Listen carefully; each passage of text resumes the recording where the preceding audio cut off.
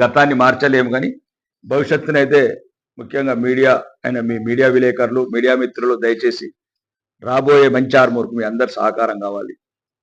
గతంతో సంబంధం లేని వాడిని కాబట్టి నా మీద రాజకీయ కుట్రలు చేస్తున్నారు. ఇక్కడ స్ట్రైట్గా ఎదుర్కోలేక సన్నాసి రాజకీయాలు చేస్తున్నారు.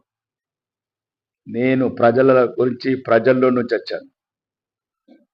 10 సంవత్సరాల ఆర్మూర్ నియోజకవర్గం ఎలా ఉంది, ఈ 18 నెలల ఆర్మూర్ ఎలా ఉందో మీరందరూ ప్రజలందరూ గమనించాలి.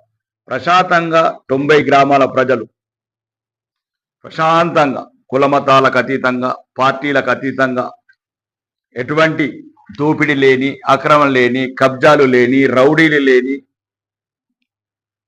ప్రశాంత ఆర్మూర్ని తయారు చేశాను. అది నచ్చక, అది ఓర్వలేక ఈ ఆర్మూర్ని మళ్ళీ గతంలో ఉన్న లాగా తయారు చేయడానికి ప్రయత్నం చేస్తారు. ప్రజలందరికీ నేను మీ బిడ్డగా చెప్తున్నా, మీ ఎమ్మెల్యేగా చెప్తున్నా, మీ రాకేష్ అన్నగా చెప్తున్నా, ఇలానే ప్రశాంతంగా ఉండండి. అభివృద్ధి ఏ రోజైతే ఈరోజు ఐలాపూర్ హాస్టల్ కావచ్చు, నందిపేట హాస్పిటల్ కావచ్చు, దొంకేశ్వర్ కాలేజ్ కావచ్చు, ఇంటిగ్రేటెడ్ స్కూల్ కావచ్చు, అన్ని శాంక్షన్ చేయండి. ఇంకా ఏదేదైతే మన ఆర్మూర్ వాటా ఉందో, నిన్ననే 1 వీక్ బ్యాక్ 2 కోట్లు టూరిజం, ఈకో టూరిజం శాంక్షన్ కావచ్చు. ప్రతి అభివృద్ధికి కావాల్సిన నిధులని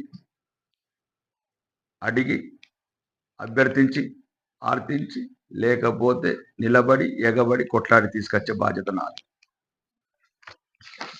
ఇంకా మళ్ళీ ఈ మధ్యన